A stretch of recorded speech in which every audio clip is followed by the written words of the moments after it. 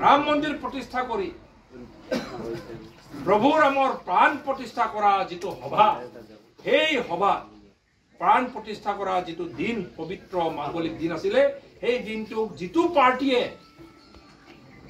পাৰ্টিৰ নেতৃত্বকাৰীয়ে সোনিয়া গান্ধী ৰাহুল গান্ধী প্ৰিয়ংকা গান্ধী হতে এই তাৰিখটোত বয়কট কৰি তেখেতসকলে ৰাম মন্দিৰ প্ৰতিষ্ঠা কৰাৰ দিনা তেখেতসকলে বয়কট কৰাৰ কাৰণে যিটো পাপ হৈছে তেখেতসকলৰ মই ভাবো তেখেতসকলক পৰাচিত কৰিবলৈ বাধ্য কৰাব লাগিব আৰু যেতিয়ালৈকে তেখেতসকলে তিনিবাৰ গংগাত গৈ স্নান নকৰে আৰু অযোধ্যাত গৈ আঁঠুকাৰি যেতিয়ালৈকে এই যে আমি যে ৰাম মন্দিৰ প্ৰতিষ্ঠা কৰা প্ৰভু ৰামক অপমান কৰি বুলি যেতিয়ালৈকে ক্ষমা নিবিচাৰে তেতিয়ালৈকে আমাৰ অঞ্চলবোৰৰ পৰা কংগ্ৰেছক আমি জিৰো মাৰাব লাগিব সেইটোৰ কাৰণে আজি আহ্বান জনাব আহিছো আমাৰ অঞ্চলৰ পৰা কংগ্ৰেছক আমি জিৰো মাৰাব লাগিব বাকি আছে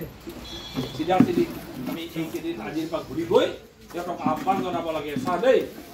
পঞ্চায়তৰ যিগমাকো আমি কাজিয়া কৰিবলগীয়া আছে ভাই ককাই কাজিয়া কৰিবলগীয়া আছে ইলেকশ্যনত আমি সেইটো কাজিয়া কৰিম কিন্তু মোদীজীয়ে ৰামক পুনৰ নিজৰ জন্মস্থানত জেগা দিলে সেই মোদীজীক তৃতীয়বাৰ প্ৰধানমন্ত্ৰী পতা বিষয়টোত আমি কংগ্ৰেছ আমি কম্প্ৰমাইজ নকৰোঁ বুলি আমি এইবাৰ আহ্বান উন্নয়ন পৰিৱৰ্তন কথাৰে নহয় কামেৰে মোদীজী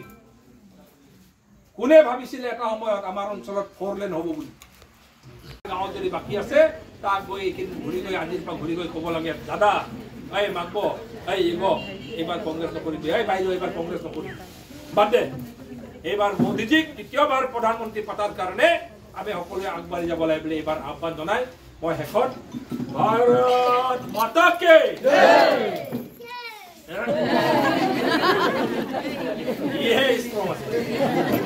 भारत माता के भारत माता के ঘৰে ঘৰে যাব আপোনালোকক চাগে ঘৰে ঘৰে আপোনালোকক ভোটটো দিব মোৰ যিটো বিশ্বাস অন্তত মোদী ডাঙৰীয়ালে আমাক বেয়া পালো মোদী ডাঙৰীয়াৰ কাৰণে নিশ্চয় ৰাইজে ভোট দিবৰ কাৰণে ৰেডি হৈ আছে তো মই এটাই অনুৰোধ থাকিল যাতে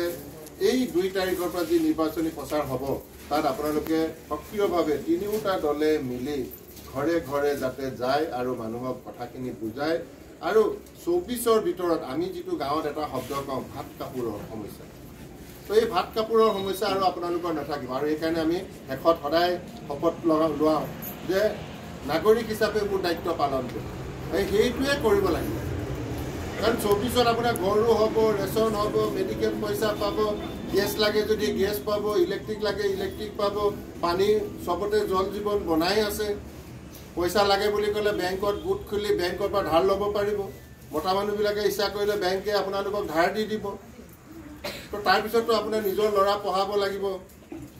ৰাস্তাত কাজিয়া নকৰা ল'ৰা বনাব লাগিব ভাল খেতিয়ক বনাব লাগিব ভাল হাঁহ ছাগলী গাহৰি পোহা মানুহ বনাব লাগিব কৃষক বনাব লাগিব কেৱল যে সবে চাকৰিয়ালটোৱে হ'ব লাগিব কথা নাই তো বেপাৰ বাণিজ্য কৰিও মানুহে প্ৰতিষ্ঠা লাভ কৰিব পাৰে সেইকাৰণে সেই কামখিনিহে আপোনালোকৰ দায়িত্বৰ ভিতৰত পৰিব বাকি কাম চৰকাৰে 24ৰ ভিতৰতে আপোনালোকক নিৰাময় কৰিব সেইকাৰণে মোদী ডাঙৰীয়াই এই ধৰণৰ পৰিকল্পনা লৈছে আৰু সেই পৰিকল্পনা যদি সঁচাকৈ সফল হ'ব লাগে তেতিয়াহ'লে মোদী ডাঙৰীয়াক আপোনালোকে আৰু এবাৰ প্ৰধানমন্ত্ৰী আপোনালোকে পাতিব লাগিব আৰু অসমতো মুখ্যমন্ত্ৰী ডাঙৰীয়াক সহযোগ কৰিব লাগিব আৰু আপোনালোকে নুখোজাকে বস্তুবিলাক আহি থাকিব এতিয়া মুখ্যমন্ত্ৰীয়ে ভাবি আছে যে এতিয়া ইয়াতে হাত দাঙিব গ'লে 2জনী বা 1জনীয়ে অৰুণোদয় পাইছোঁ ক'ব বাকী চব নাই পোৱা বুলি কিন্তু ৰেচন কাৰ্ডৰ হাত দাঙো বুলি ক'লে কোনো নেথাকে চবে পাইছোঁ বুলি ক'ব তো সেইকাৰণে ক'ত বেমাৰটো লাগি আছে বিশ্বনাথ আৰু চৰাইদেউত আৰম্ভ হৈ গ'ল সেইকাৰণে ৰেচন কাৰ্ড যেতিয়া হাত নেদাঙে ৰেচন কাৰ্ডৰ লগতে 42 লাখেই দিব তো সেইকাৰণে এই কামটো 1-1.5 বছৰ ভিতৰতে আমি কৰি শেষ কৰিম আৰু ৰেচন কাৰ্ডৰ লগতে আমি জানোৱে কোনে কোনে ৰেচন কাৰ্ড পাইছে তাতে অৰুণোদয়টো লগ লগাই সব হাত দাঙাটো বন্ধ কৰাৰ কাৰণে হিমন্ত বিশ্ব শৰ্মাৰো পৰিকল্পনা ইতিমধ্যে ফাইনেল কৰি দিছে তো নিৰ্বাচন আমি কোনো ঢিলা ল'ব নালাগে তিনিওটা মিত্ৰজোঁটত আমাৰ কৰ্মকৰ্তাসকলে একদম যুদ্ধংদেহী মনোভাৱেৰে ইলেকশ্যনত অৱতীৰ্ণ সেই যুদ্ধক মানে কাজিয়া কৰিব পোৱা নাই পুৰা মানে জোৰদাৰ দিন ৰাত একাকাৰ কৰি প্ৰচাৰ চলাব লাগে তো এই প্ৰচাৰ আপোনালোকে চলাব আৰু অহা 24ত যাতে আপোনালোকৰ নিজা নিজা যিখিনি সমস্যা ৰেচন কাৰ্ডে হওক আয়ুষ্মানে হওক বা আপোনালোকৰ অৰুণোদয় হওক ঘৰটো বা বেংকৰ লিংকেজ পোৱা নাই এইবিলাক আপোনালোকে সোনকালে মীমাংসা কৰি ল'ব তো মই আৰু বেছি দীঘলীয়াকৈ বক্তব্য নাৰাখোঁ অলপ পলম হ'ল আপোনালোকে অপেক্ষা কৰিলে আপোনালোকৰ ওচৰত ক্ষমা খুজিলোঁ